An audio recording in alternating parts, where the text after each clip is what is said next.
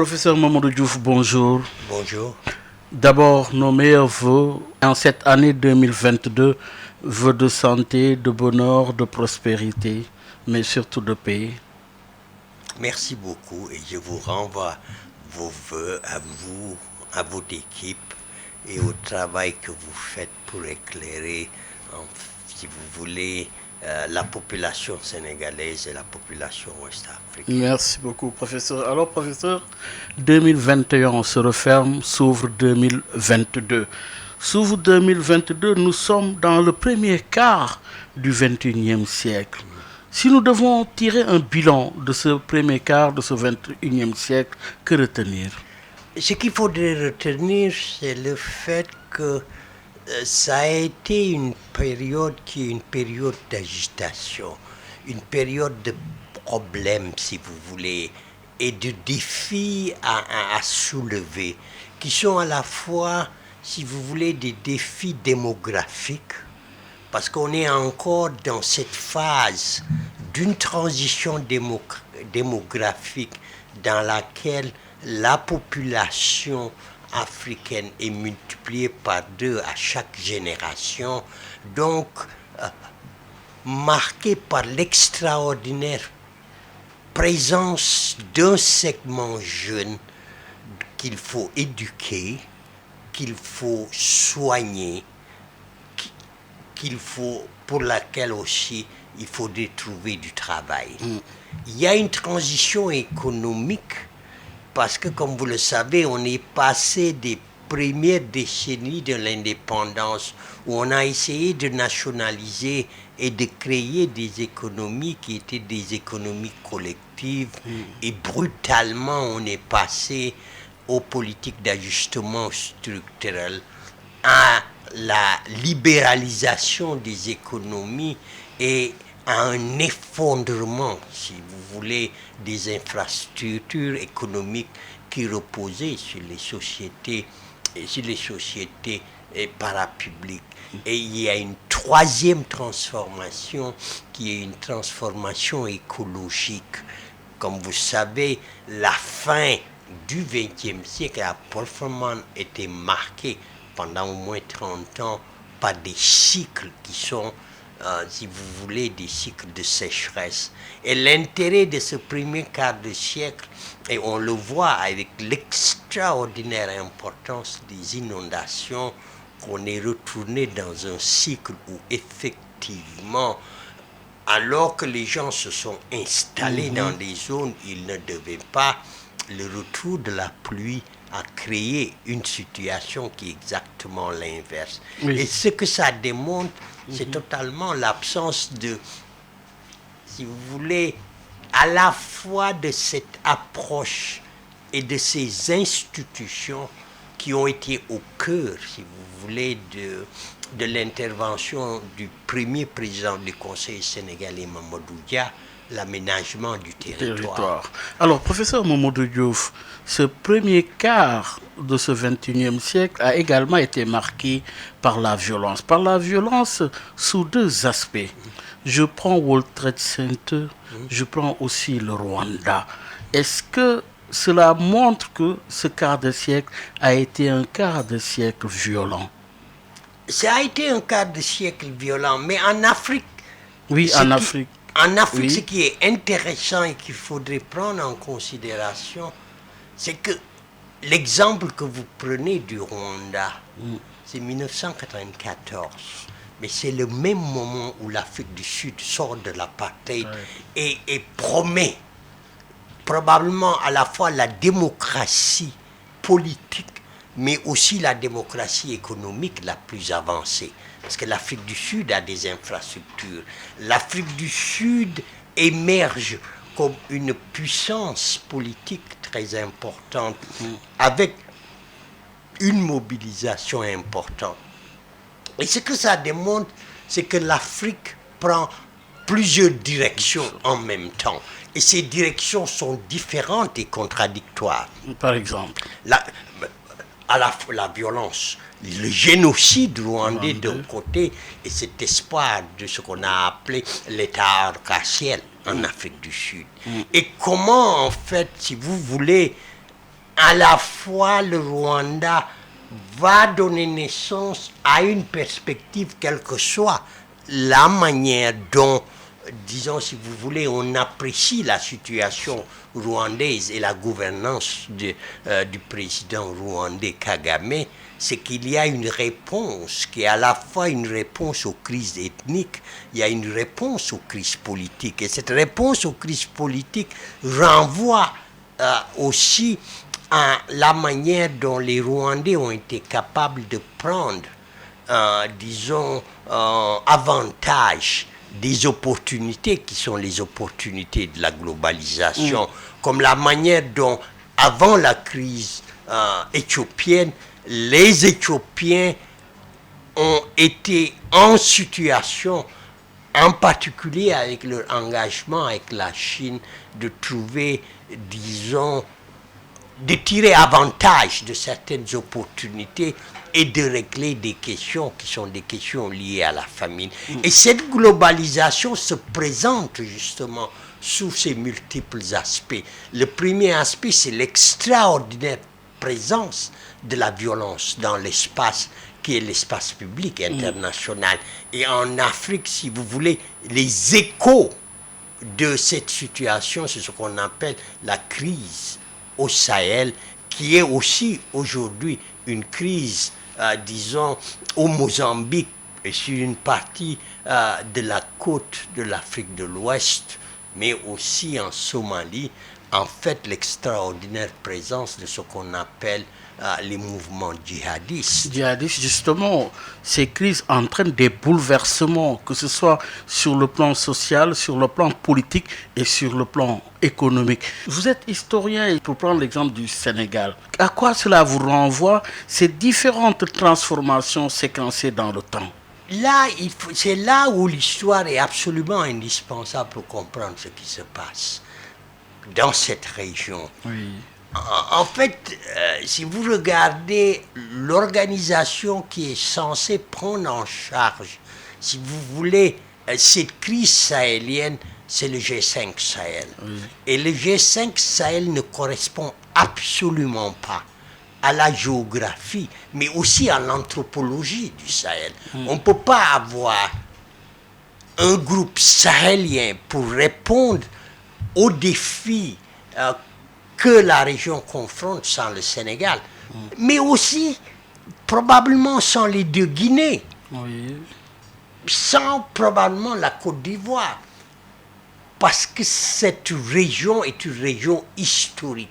C'est une région historique dominée par la circulation de populations qui sont présentes dans tous ces pays que je viens de noter.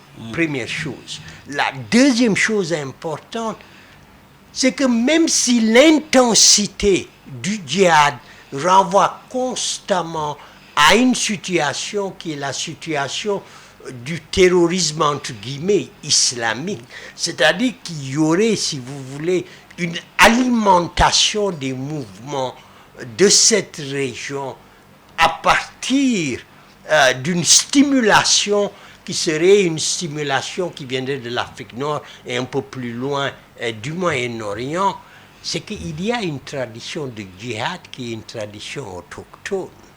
Et cette tradition autochtone, il faudrait la comprendre. Et il y a toute une partie des crises qui sont des crises maliennes, qui sont des crises liées à cette tradition autochtone de djihad. Mais ce qui est le plus intéressant, c'est les motivations qui font que, en fait, il y a cette intensification et cette intensité.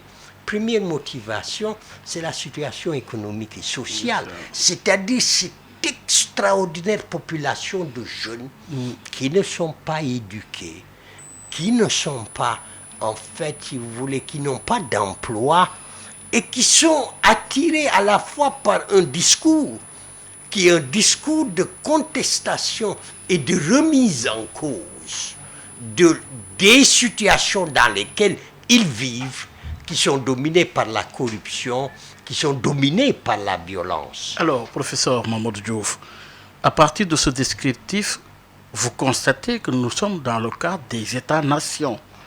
Qu'ont-ils produit ces États-nations finalement? C'est probablement la réflexion à mener. C'est-à-dire aujourd'hui, vous vous focalisez sur ce quart de siècle qu'on a entamé, ce premier quart du XXIe siècle. Mais ce qui serait important, c'est de voir, si vous voulez, la longue durée. Bien sûr. Depuis la fin des années 50, l'indépendance et la situation aujourd'hui. Qu'est-ce qu'on constate? On constate, si on retourne à Senghor qui parlait d'un décollage en l'an 2000, et l'autre jour j'ai entendu quelqu'un du parti au pouvoir qui faisait référence à cela à partir, en évaluant, si vous voulez, les réalisations du président actuel du Sénégal, c'est que il n'y a pas grand-chose à glaner. C'est-à-dire les résultats sont des résultats négligeables. Et ces résultats négligeables, bien sûr, quand on se trouve dans la situation dans laquelle on se trouve, avec ce qui se passe, la crise universitaire, avec la crise de recrutement, si vous voulez, des enseignants, avec la crise qui est la crise liée à l'inexistence, à l'inexistence de l'emploi, le chômage des jeunes, en plus de la crise sanitaire, on doit se poser des questions sur est-ce que le cadre dans lequel nous opérons est le bon cadre. Si vous vous rappelez, la première phase que moi j'appelle la phase nationaliste est une phase dans laquelle l'engagement est un engagement de développer les États-nations. Des États qui sont hérités, disons, des territoires coloniaux. Les Africains n'étaient pas d'accord. Il y a ceux qui défendaient une vision qui était une vision panafricaine et ceux qui étaient contre cette vision panafricaine. Et cette vision panafricaine, elle pouvait être de gauche, avec Nkrumah, elle pouvait être centriste, si vous voulez, avec Senghor et avec Mamadou Dia. L'idée qu'on ne pouvait pas en fait suivre le modèle occidental pour créer des États africains. Et pour eux, la nécessité, c'était de regrouper les États. Et ce regroupement des États, aussi, il y a une discussion, qui est une discussion intéressante. Vous savez, à la fin des années 50, Mamadou Dia mobilise les intellectuels, les praticiens, pour faire une évaluation de la situation. Parce qu'il était convaincu d'une chose, Nkrumah en était convaincu, qu'on ne pouvait pas développer l'Afrique avec les connaissances ethnographiques des empires coloniaux, qu'il fallait produire un nouveau savoir. Et qu'il fallait rompre avec justement ce nouveau savoir avait un débouché, le plus important, recréer une nouvelle géographie, effacer les frontières de la colonisation. Mais ils vont échouer. Mamadou Dia échoue en 62 au Sénégal. En 64, le fameux principe de l'intangibilité des frontières est adopté à la réunion de l'Organisation de l'Unité africaine au Caire.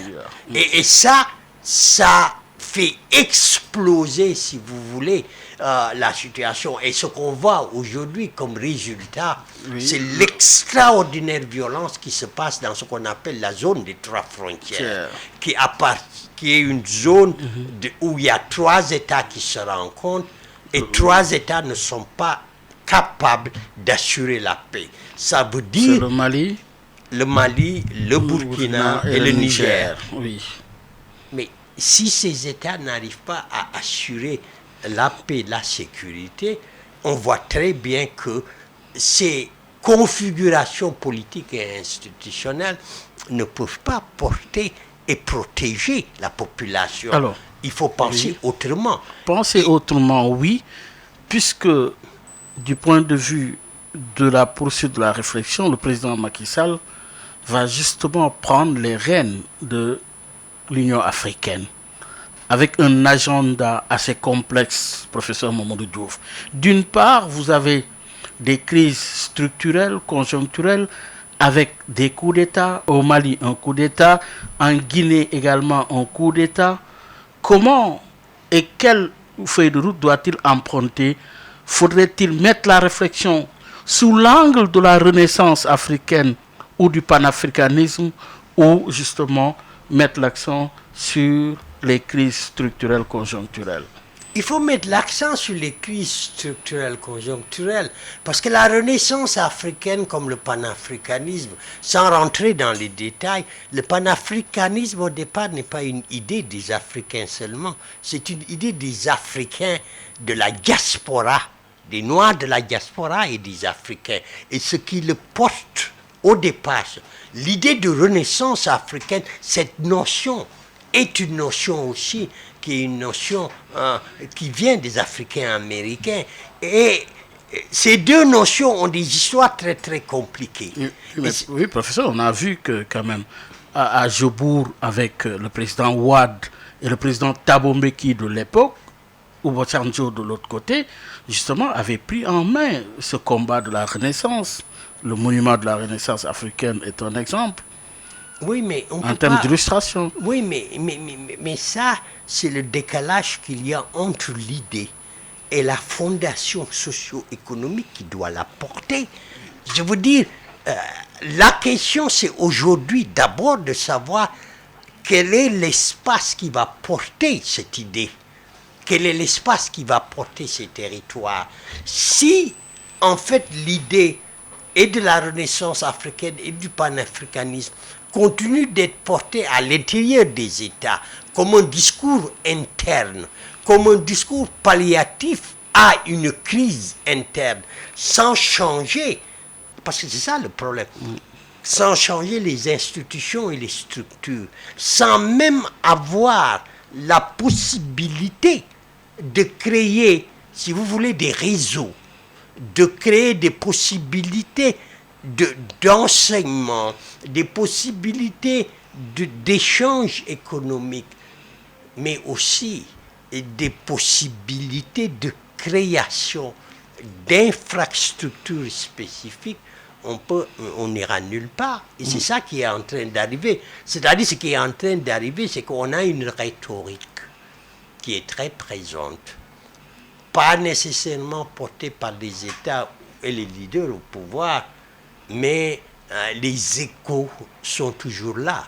Mais il n'y a pas une pratique qui correspond au discours. Il n'y a pas une pratique qui traduit, si vous voulez, le discours. À un moment, on a cru, l'écrivain kenyan Ngugi wa Thiong'o a écrit un livre en 2009 sur la Renaissance africaine, justement, en imaginant que Mbeki va porter ça, que ça va être cette deuxième phase, ou cette troisième phase qui est la phase d'une réalisation. Et aujourd'hui, le problème que nous avons, c'est ça. L'idée, elle est là, mais les conditions de sa réalisation sont absentes. Qu'est-ce qui bloque? L'aspect politique et l'absence d'une éducation qui porterait en fait cette volonté de vivre ensemble. Vous savez, si vous voulez, la sociologie politique européenne pense que les nations européennes sont nées de cette idée qui est l'idée des communautés imaginées. Que des sociétés qui vivaient ensemble, qui ont une même histoire, parfois qui n'ont pas la même histoire, ont été capables de se penser comme de s'imaginer comme des communautés autonomes, mais aussi comme des communautés cohérentes. Aujourd'hui, et ce travail, semble-t-il, si on accepte les conclusions des grandes études, c'est un travail où le roman a joué un très très grand rôle, où les journaux ont joué un très grand rôle. Parce que par la lecture des romans et des journaux, les gens ont commencé à partager une vision du monde, une manière de se voir les uns les autres. Et ça a amené, avec les transformations économiques, une base. Et cette base a été la base sur laquelle ces États-nations sont nés. Et sont nés dans la compétition. Nous, on n'a pas fait encore ce travail. Et ce travail, il est indispensable si on veut effectivement, à un moment, se dire qu'il peut y avoir un État qui regrouperait l'ensemble des États du Sahel. Est-ce que c'est la faillite des États finalement? Sur la base de la situation actuelle, oui. Et c'est pour ça que le président Macky Sall peut avoir un défi très important. Mais ce défi, c'est d'abord le défi de l'imagination. C'est d'abord le défi de... Parce que sur certaines choses, si vous voulez, l'OUA, l'Organisation de l'Unité africaine et l'Union africaine sont arrivés dans une certaine mesure à obtenir certains résultats qui sont des résultats positifs, d'avoir été capable de contenir les crises entre les États, notamment les crises frontalières, et à un moment, dans les années 90, d'avoir été capable d'énoncer une règle de gouvernance qui rejette les coups d'État. Ça a été aussi... Mais la question qui se pose aujourd'hui, c'est qu'aujourd'hui, les autoritarismes africains ne sont plus des autoritarismes qui sont le produit des coups d'État. Ces autoritarismes sont le produit précisément des instruments qui sont censés servir la démocratie. Et à partir de ce moment, et c'est ce qui est en train d'arriver, les coups d'État sont en train de revenir. Parce que les sociétés sont bloquées, et elles sont bloquées à cause de leaders qui ont mis en place des systèmes autoritaires, des systèmes où ils veulent et doivent garder le pouvoir, et en bloquant, si vous voulez, la possibilité, parce que c'est ça la démocratie, la possibilité d'un changement de régime. On se trouve dans des situations où, en fait, ces situations créent une seule chose, le coup d'État militaire, parce qu'il y a une impasse. Et cette impasse n'est plus résolue par autre chose.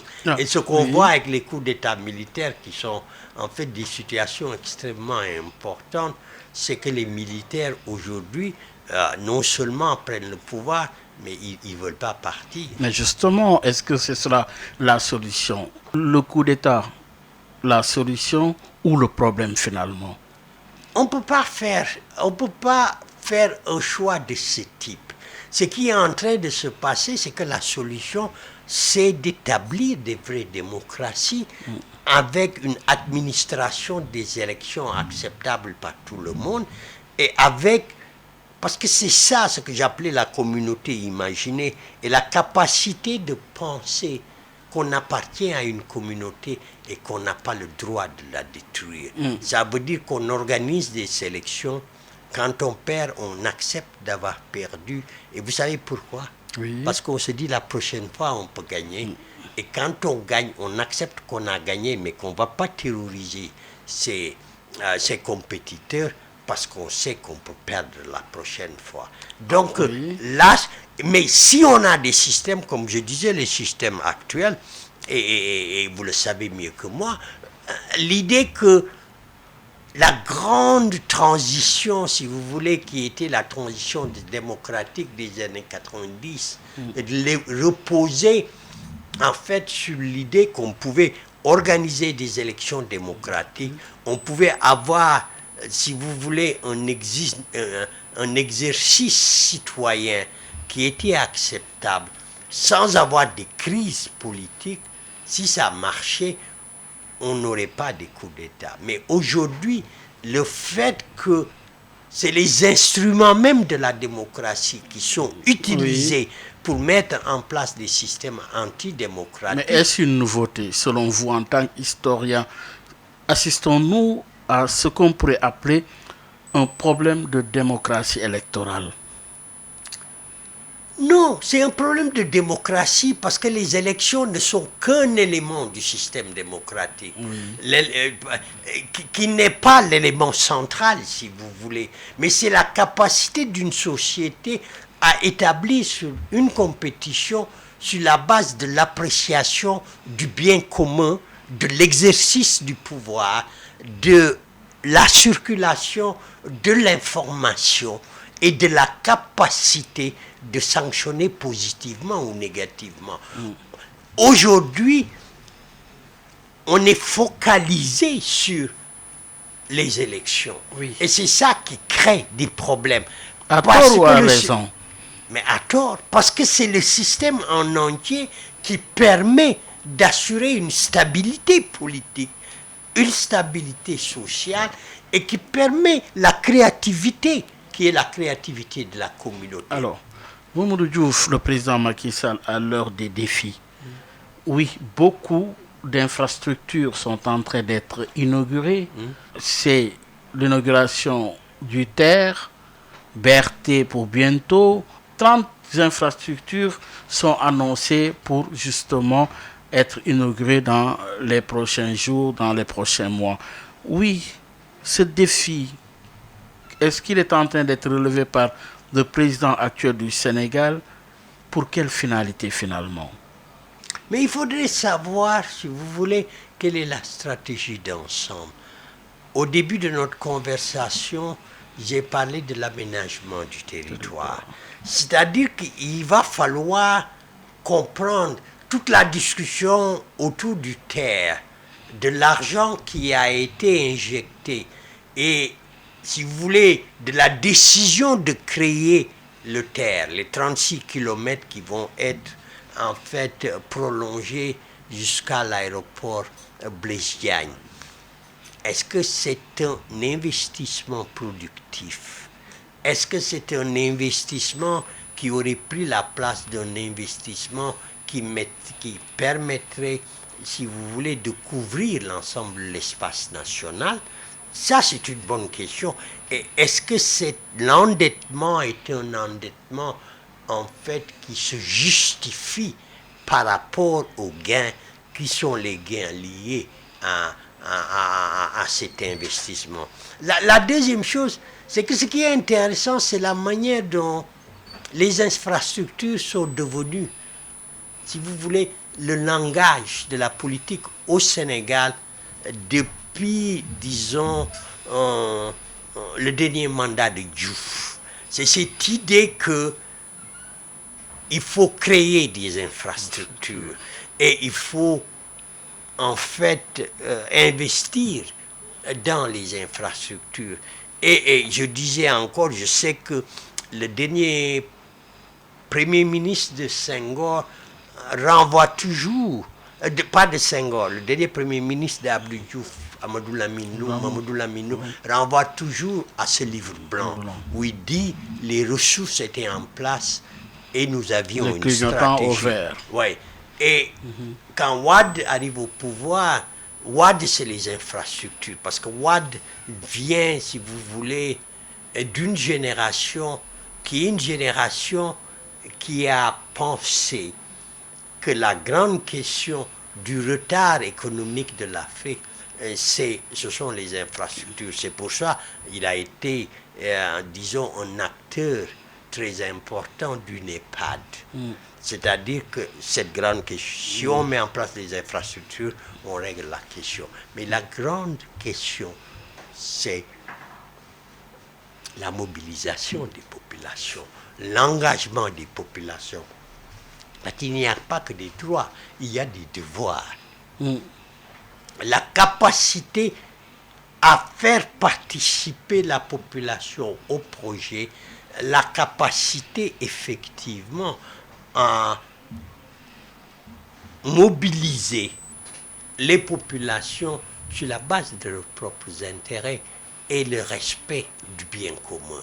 Et ce qu'on voit aujourd'hui, c'est vrai qu'il y a des progrès et des avancées en termes de mobilisation de ressources, en termes d'investissement, mais on a toujours le problème du coût et des choix qui sont faits.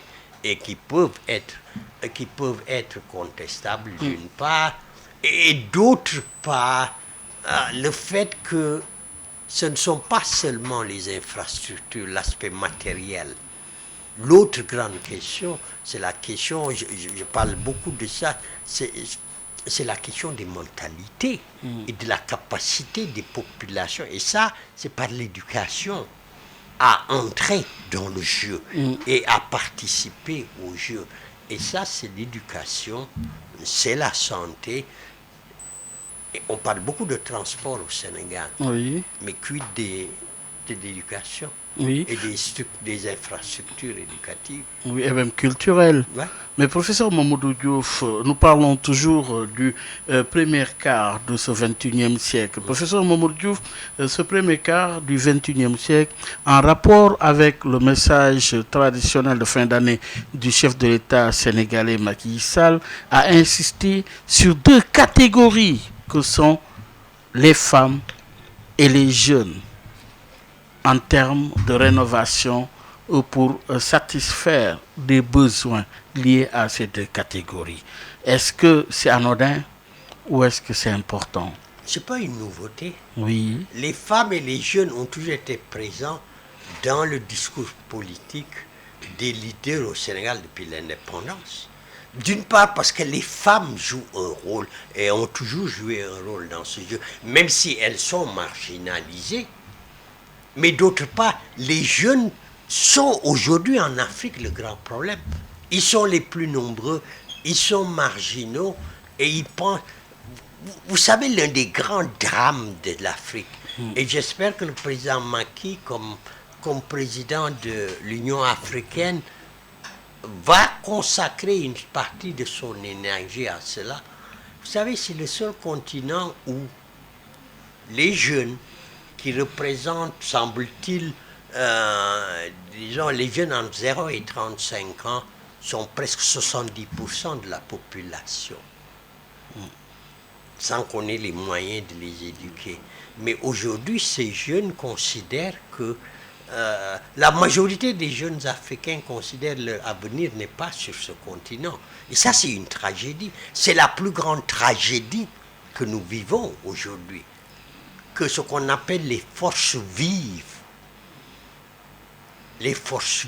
de l'Afrique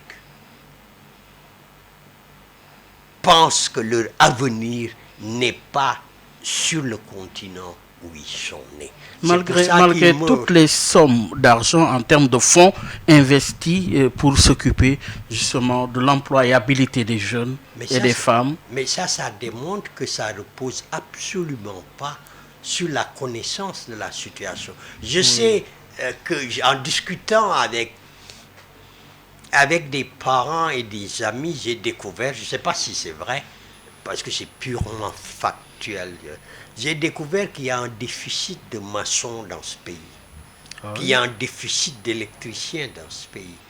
Vous voyez le chômage qu'il y a, qu'on est en train effectivement de construire des infrastructures culturelles. Il y a énormément de jeunes qui ont fait des études d'histoire qui chôment. On n'est pas en train de les former pour justement ce réservoir qui est un réservoir où il manque en fait des gens pour faire des guides touristiques, pour faire des guides de musées, pour travailler sur les expositions de musées, pour en fait créer des bibliothèques dans les quartiers, dans les villes. Il n'y a pas de bibliothèque municipale. Et créer des bibliothèques, ça veut dire créer des emplois. L'autre jour, je lisais, je ne sais plus dans quel journal, il parlait de la grande question des archives, qui sont les archives des hôpitaux du Sénégal, qui ne sont pas organisées. Il y a une école d'archivistes et de documentalistes. Donc on forme des jeunes. Il y a des emplois potentiels. Et ces emplois ne sont pas développés. Donc on se trouve dans des situations où les jeunes, vous savez, soit ils essaient de traverser le Sahara, soit ils essaient de traverser la Méditerranée, soit ils deviennent des agresseurs, soit ils se révoltent. Vous dites que mettre l'accent sur ces deux catégories de la société, à savoir les jeunes et les femmes, c'est pas nouveau, mais est-ce que c'est devenu beaucoup plus important en 2022 où vous rencontrez des jeunes engagés? Oui, parce qu'il y a eu, qu'on le veuille ou non, et c'est ça l'espoir que nous avons, si vous voulez. Il y a le premier espoir, c'est que de plus en plus de jeunes formés hors d'Afrique sont en train de revenir en Afrique.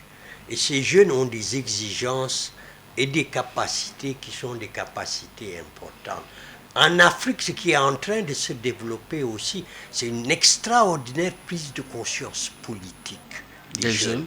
Et cette prise de conscience politique, on la voit se manifester au Sénégal, par exemple, avec Y'en a marre, jusqu'en Tunisie, avec tout ce qui était à ce qu'on a appelé à l'origine du printemps arabe. Mais ce qu'on oublie, c'est que le printemps africain a commencé bien avant le printemps arabe. Oui. Et l'ami que nous avons en commun, Bourgi, et un autre de ses collègues, ont écrit dans les années 90, après le discours de Mitterrand à la Baule, ont écrit un livre qui s'appelle Le printemps africain. Mais ça, on l'a oublié. Et ce moment, c'est ce moment où, effectivement, les jeunes Africains se sont mobilisés pour imposer ce qu'on appellera, à la suite de l'ouverture démocratique de 1974 de Senghor, ce qu'on a appelé les transitions démocratiques. C'est-à-dire qu'on a obligé, et les jeunes ont joué un très grand rôle, on a obligé les leaders africains à ouvrir les systèmes autoritaires qu'ils avaient créés. Ils ont commencé à organiser des élections, quelle que soit, si vous voulez, la qualité de ces élections.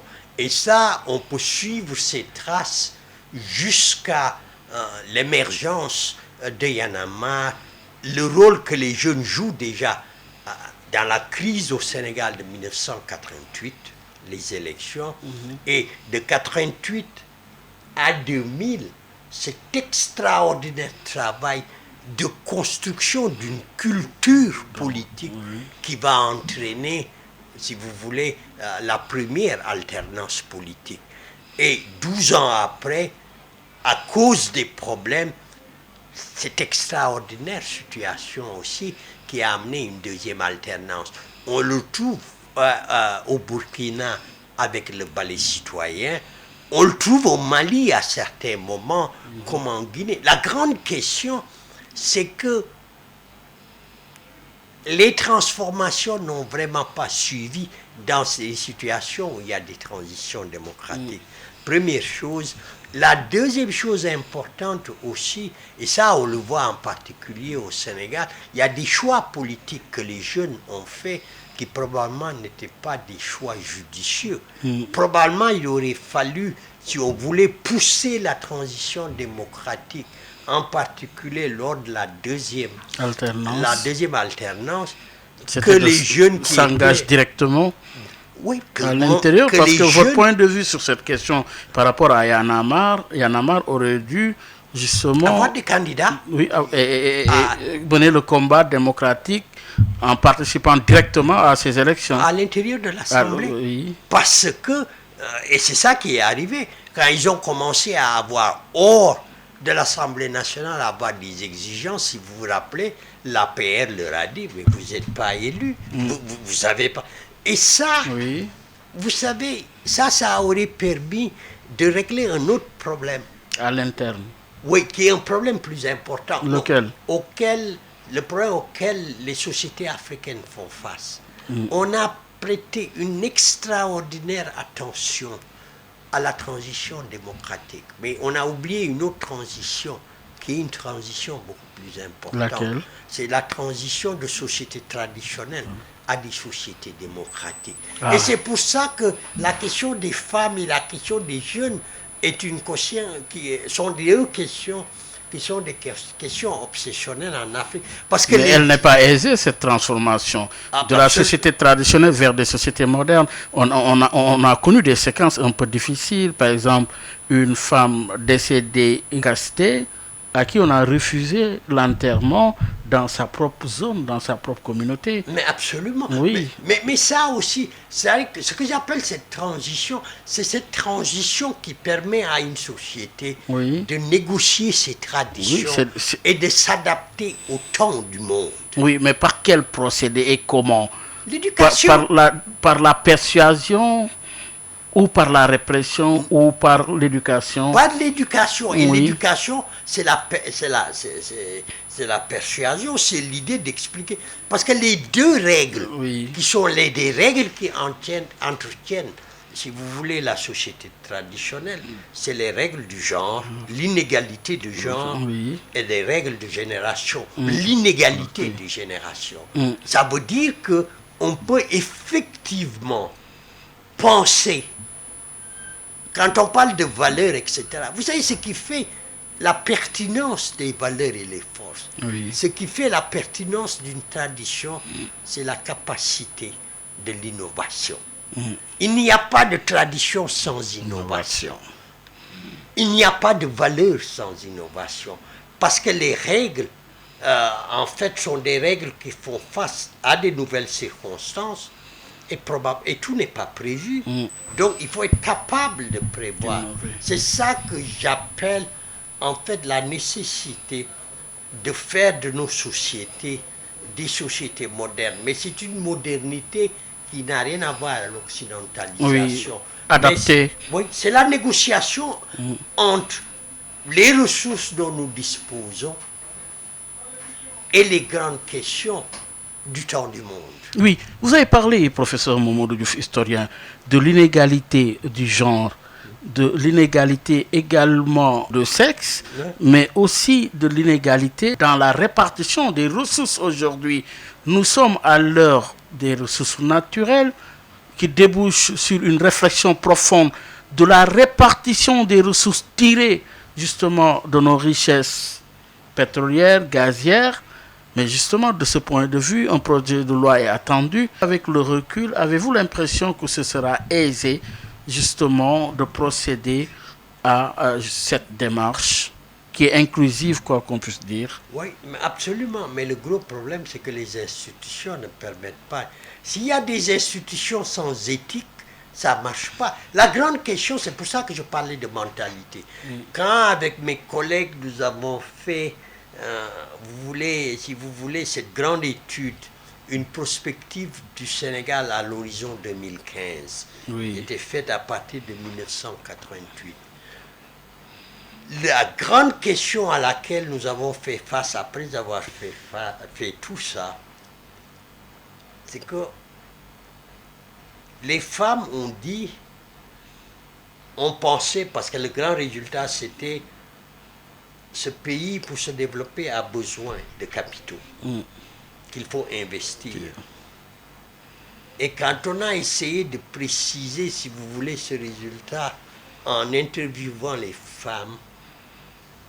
femmes ont dit, vous pouvez mettre tout l'argent du monde, on ne s'en sortira pas. Parce qu'il faut changer les mentalités, la tête des gens. De l'éthique. Ben absolument, absolument. C'est-à-dire, l'éthique, c'est quoi? Oui. C'est l'accord qui est fait par une communauté de ce que ça veut dire le bien commun. Et l'établissement de règles qui permettent de respecter les principes. Mais ça, ce n'est possible que parce qu'il y a une culture commune qui est la culture de l'éthique. C'est-à-dire, cette culture, elle est acquise par l'éducation, elle est acquise par la pratique. Mais si vous regardez aujourd'hui, moi, je ne sais pas, mais moi je lis presque tous les journaux sénégalais, tous les jours. Je suis fasciné par les grandes crises de corruption, la poste, de détournement, le trésor, oui, absolument. Par les officines financières. Oui, et des gens qui sont dans le système. En fait, un système qui n'est pas capable, si vous voulez, de s'auto-nettoyer, est un système voué à l'échec. absolument, Absolument. Et c'est ça. C'est-à-dire qu'on peut prendre tous les décrets qu'on veut, on peut avoir toutes les lois qu'on veut, mais s'il n'y a pas cette culture commune, l'idée que si vous faites une faute, vous payez votre faute, si vous faites quelque chose d'extraordinaire, vous avancez, ben, on se trouvera dans cette situation. Vous savez, on le voit. Depuis la fin du pouvoir du Parti socialiste, et le Parti socialiste avait déjà commencé, la transhumance, elle commence après les élections où le PDS avait eu 16% des voix et 17 députés. Progressivement, le PDS a perdu ses députés parce qu'on les a achetés, entre guillemets. Et quand Wade arrive au pouvoir, il instaure la transhumance. Mais si vous regardez les grandes crises de la démocratisation du système politique, ce sont des crises qui sont liées à la création, et là on en au terme de cela, à la création des coalitions. Et les coalitions ont eu une conséquence très simple. Non seulement l'érosion du capital politique, la crise de la démocratie, mais elles ont entraîné aussi, disons, une situation où, en fait, la politique est le mécanisme par lequel on accède à des ressources, que ce soit des ressources économiques, que ce soit des ressources financières. Et ça, pour le Sénégal, c'est la grande crise. Oui, c'est la grande crise. L'histoire vous a-t-il donné raison en parlant justement de cette étude sur la prospective et qui a débouché sur la nécessité de mettre en place des règles d'éthique, de morale? Feu Kéba Mbaye, dans une leçon inaugurale dans le temple du savoir à l'université, parlait de l'éthique. Aujourd'hui, est-ce le véritable problème du Sénégal? Absolument. Je veux dire, moi, quelquefois, je vais plus loin, que ce n'est pas une crise politique, c'est une crise morale. Ce qu'il faut à cette société, c'est une refondation morale.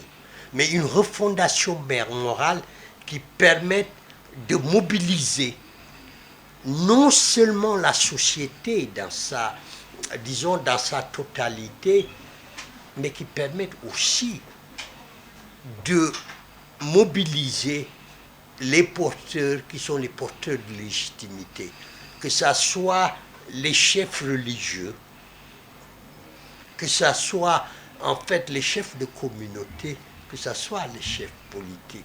C'est-à-dire que ce à quoi on devrait assister, c'est à une véritable révolution. Et cette révolution, elle est d'abord une révolution morale. Et cette révolution morale suppose une révolution mentale. Oui, mais d'autant plus qu'aujourd'hui, professeur Mamadou Diouf, on est à l'heure des élections. Et comment préserver le Sénégal de ces élections, c'est-à-dire comment organiser des élections dans le calme, dans la transparence et dans la paix? C'est un appel louable. Comme je disais, l'idée d'un système électoral, c'est de faire en sorte que les gens qui sont en compétition acceptent le résultat. Justement, dans le contexte préélectoral, pourquoi organiser des élections devient difficile au Sénégal? Mais parce que l'administration des élections est toujours contestée. Si vous regardez le premier consensus qu'on a eu pour avoir des élections acceptées par tout le monde, Diouf a perdu le pouvoir, c'est 2000. On le voit aussi en 2012. C'est-à-dire que la grande question, c'est d'accepter les règles. Parce que si on accepte des règles, la contestation est impossible. Et aujourd'hui, le problème, c'est encore ces règles. Et on le retrouve quand il y a eu la question du parrainage.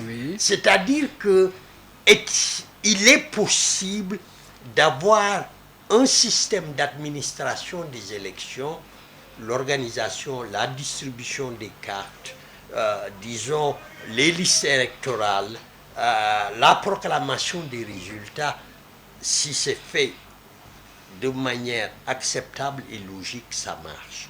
La deuxième chose, c'est qu'aujourd'hui, et on le retrouve encore, les grandes crises préélectorales secouent en général le parti au pouvoir et a des conséquences sur, si vous voulez, sur l'opposition. On le voit par exemple avec la situation qui s'est passée à Matam. Disons, et ça aussi prépare à des confrontations parce que en fait l'opposition ne fait pas confiance. Parce que, et on le retrouve aujourd'hui avec, disons, les décisions prises par le système judiciaire. Et ça ne fait que préparer à la violence. Et c'est pour ça que la réaction de l'opposition est de dire pourquoi on appelle à la paix quand les gens qui appellent à la paix sont ceux qui sont plutôt les fauteurs de troubles. Mais la grande question, c'est effectivement, si on est d'accord sur les règles, on est d'accord sur les résultats, qui sont les résultats des élections. Et aujourd'hui, c'est pour ça que ça ne marche pas. Et je dis encore ce que j'ai dit. Les deux cas où on a eu des élections qui n'étaient pas contestées, c'est les deux cas où effectivement les gens étaient d'accord. Et on le voit, Wade gagne en 2000, change les règles, l'opposition boycotte.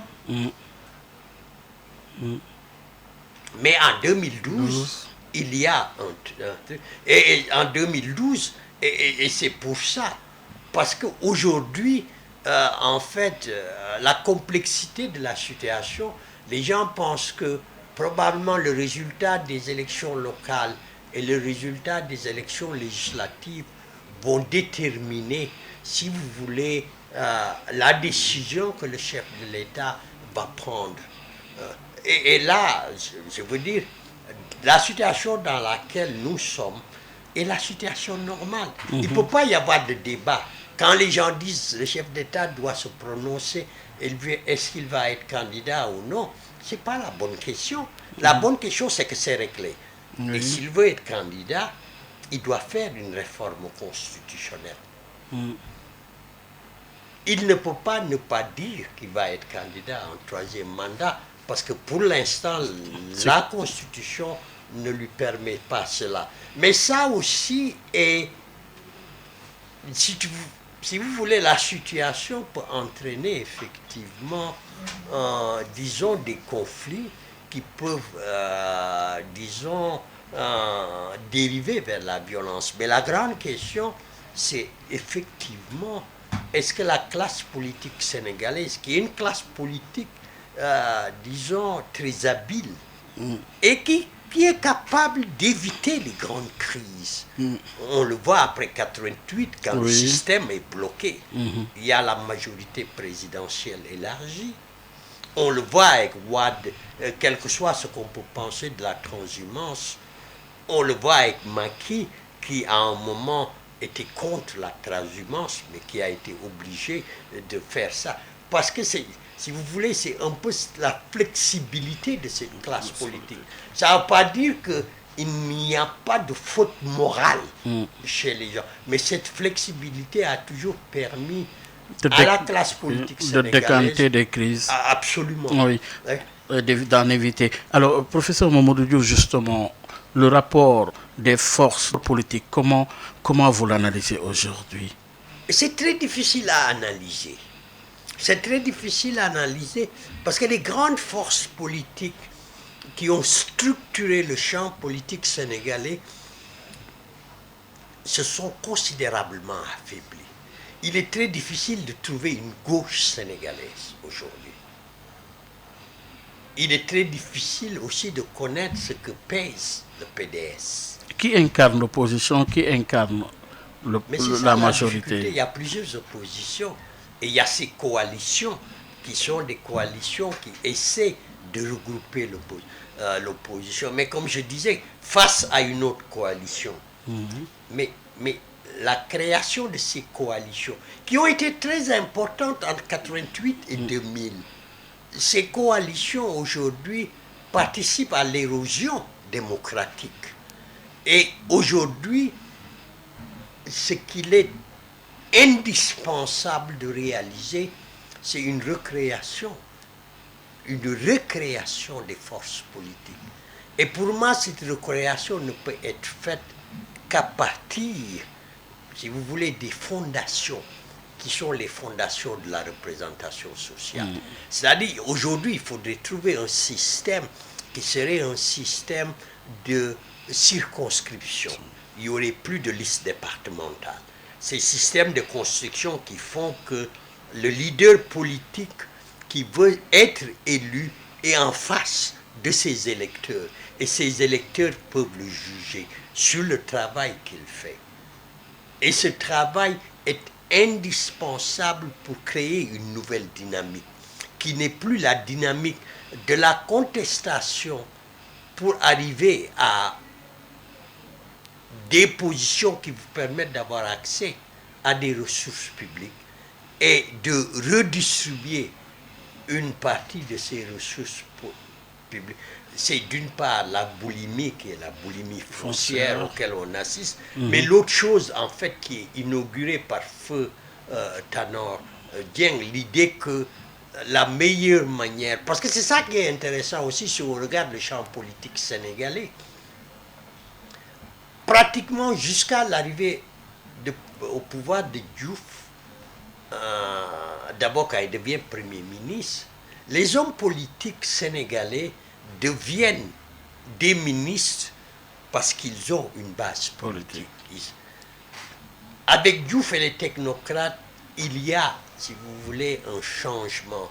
Et ce changement fait que les technocrates, grâce à leur position dans l'appareil d'État, deviennent des politiciens. Et aujourd'hui, on le voit de manière criante avec la paire. Moi, chaque fois que je lis le journal, je vois que tel qui compétit dans telle région est directeur de quelque chose. Et ça a brouillé, si vous voulez, les cartes. Ça a brouillé les cartes du politique. Et l'administratif et le politique, il y a une espèce de dissolution de l'administratif dans le politique. Et ça crée effectivement des blocages. Alors, la posture incarnée par le chef de l'État mérite d'être analysée sur le plan politique comme aussi en tant que chef d'État. La perspective, comment vous l'appréhendez? Est-il dans une situation complexe, difficile? Pour moi, il n'est pas dans une situation complexe. Je répète ce que j'ai dit, il ne peut pas se représenter dans la situation actuelle. Mais comment gérer Et le problème? Ce n'est pas un débat. Comment gérer le problème à l'interne? Mais il a rien à gérer. Les Sénégalais sont ceux qui doivent choisir celui qui doit le représenter. Et il n'a pas besoin, contrairement à ce qu'on croit, la plus grande ineptie qui circule en Afrique, c'est l'idée que le chef d'État doit choisir son successeur. Mais c'est une ineptie. Les citoyens choisissent leur leader. Donc il n'y a pas de débat. Là où on va avoir un débat, c'est le jour où le président va dire « Je veux me représenter pour un troisième mandat. En conséquence, je demande à l'Assemblée nationale une réforme constitutionnelle. » Comme il l'a fait, mais dans certaines situations, il se crée lui-même des problèmes. Je veux dire, quand il faisait la campagne pour les dernières élections, il n'a pas dit une fois qu'il allait supprimer le poste de Premier ministre. Pas une fois. Il est élu, il le supprime. 2 ans après, il le rétablit. Oui, c'est son droit. Oui. Mais le gros problème qui se pose, c'est que les citoyens, quand même, doivent être informés. En particulier, dans une situation qui est une situation électorale. L'autre gros problème, c'est effectivement, et ça c'est valable dans toutes les sociétés démocratiques, l'arrivée au pouvoir de nouveaux chefs et les conséquences de l'arrivée au pouvoir d'un nouveau chef. Et ça, on le voit. C'est-à-dire, si vous regardez quand le président Sall est réélu et qu'il forme le premier gouvernement de sa réélection, de son deuxième mandat, ce qui est le plus fantastique, c'est que tous ceux qui sont censés être des prétendants sont éliminés. Il n'y en a pas un qui survit dans le système. C'est pour ça qu'aujourd'hui, le jeu le plus intéressant, c'est de savoir qui va être Premier ministre. Et probablement, celui qui va être Premier ministre va apparaître comme le successeur. Et s'il apparaît comme le successeur, les batailles vont se mener. Parce que c'est ça aussi, la réalité des systèmes démocratiques, ce sont des systèmes compétitifs. Et si une démocratie n'a pas de prétendant pour mener le pays, cette démocratie, elle est morte, elle n'existe pas. Mais le fait que les gens soient face à face, programme contre programme, mais c'est ça qui alimente une démocratie. Donc l'idée que s'il dit quelque chose, les gens vont se mettre en position. Vous savez, le drame, c'est que tout le monde sait dans ce pays que les gens sont déjà en position. Tout le monde le sait. Je vous dis, ce n'est pas quelque chose de neuf. On sait qui est en train de regarder là, parce que il ou elle s'apprête à se mettre en position. Et moi, j'ai toujours dit, c'est quelque chose de positif. Et ça, c'est quelque chose... Et la troisième chose que vous savez, et on le voit, Diouf devient président de la République par la vertu de l'article 35. Et le livre de Iboufal, qui est une biographie de Senghor, le montre. Les derniers chapitres de cette biographie, c'est l'histoire de la désengorisation. C'est-à-dire les gens que Senghor a amenés au pouvoir ont commencé à désengoriser. Quand Wade arrive au pouvoir, on assiste à la même chose, mais même de manière pire. Parce que Wade veut faire en sorte que Diouf soit une parenthèse, que le véritable héritier de Senghor, que le véritable héritier de Senghor, c'est lui. Quand Macky arrive, on assiste à une phase qui est une phase, disons, de déwadisation. C'est une règle qui semble être, du moins, une tradition politique sénégalaise.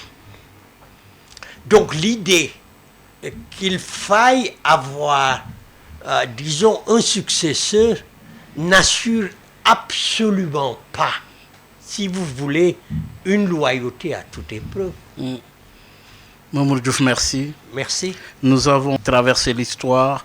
En traversant l'histoire, c'était d'évaluer le bilan de ce premier quart de ce 21e siècle en insistant sur une dimension, c'est celle des transformations en cours, que ce soit une transformation politique, sociale, économique et même culturelle pour déboucher sur les mutations en cours. Et merci beaucoup.